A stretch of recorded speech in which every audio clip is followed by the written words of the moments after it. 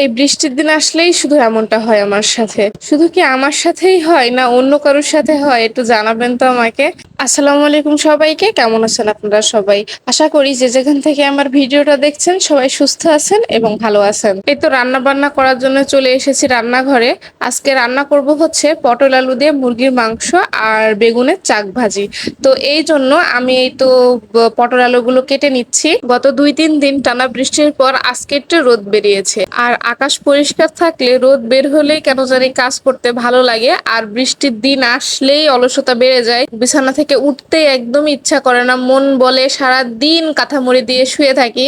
শুধু কি আমার সাথে এমনটা হয় না আপনাদের সাথে হয়, একটু জানাবেন তো। যেদিন যেদিন বৃষ্টি হয় দেখা যাচ্ছে 1-2 ঘন্টা বৃষ্টি হওয়ার পর যখন আকাশ ফাঁকা হয়ে যায় তখন আবার কাজ করতে ভালো লাগে, কিন্তু টানা যদি 1-2 দিন বৃষ্টি থাকে তাহলে একদমই কাজ করতে ইচ্ছে করে না। দেখা যাচ্ছে সেদিন আমি খুব কাজ কম করি, যেগুলো না করলেই না, যেমন রান্না বান্না বা টুকটাক যেগুলো না করলেই না সেগুলো করি, তাছাড়া বাড়তি কোনো ঝামেলা নেই না। যাই হোক, এই তো আমি পটল আলু কাটা হয়ে গেলে আমি বেগুনটা কেটে নিচ্ছি। বেগুন সচরাচর খাওয়া হয় না, আমাদের বাসার সবারই টুকটাক অ্যালার্জি, এই জন্য বেগুন সেভাবে খাওয়া হয় না। আর যদি 2-1 দিন বেগুন এভাবে আনেও তারপরেও হচ্ছে আমি বেগুনের চাক ভাজি করি। আমি অন্যরকম কোনো বেগুন আলুর ভাজি কিংবা অন্যরকম কোনো তরকারি করি না, জাস্ট বেগুনের চাক ভাজি করি। আর মাঝে মাঝে ছোট মাছ দিয়ে আলু দিয়ে এগুলো চচ্চড়ি করলে বেশি ভালো লাগে। বেগুন দিয়ে টমেটো আলু তারপরে হচ্ছে বেগুন এগুলো দিয়ে যদি হচ্ছে ছোট মাছের চচ্চড়ি করা হয় তখন কিন্তু অনেক মজা লাগে হাতে মেখে। তো এই তো এখানে আমি হচ্ছে বেগুনের মধ্যে হলুদ লবণ ধনিয়া গুঁড়া মরিচ গুঁড়া সবকিছু মাখিয়ে আমি এখানে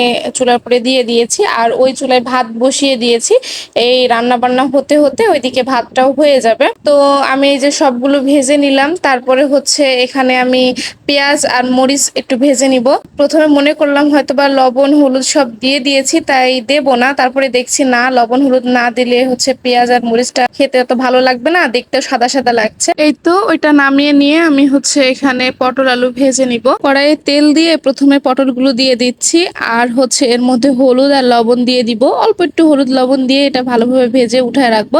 অনেকেই আছে পটলের তরকারি রান্না করলে ভাজে না, আমার আবার না ভেজে রান্না করলে ভালো লাগে না, এই জন্য আমি একটু হলেও ভাজি। তারপরে এই যে আলুগুলো অল্প করে ভেজে নিলাম, তারপরে ওর মধ্যে আমি হচ্ছে তেল দিয়ে দিব, তারপরে হচ্ছে বাটা ঘষা সব দিয়ে দিব, আদা বাটা রসুন বাটা জিরা বাটা এগুলো সব একসাথেই দিয়ে দিয়েছি। তারপরে হচ্ছে একটু পানি দিয়ে দিব, তারপরে হলুদ গুঁড়া মরিচ গুঁড়া তারপর ধনিয়া গুঁড়া লবণ এগুলো দিয়ে খুব ভালোভাবে কষিয়ে নিব।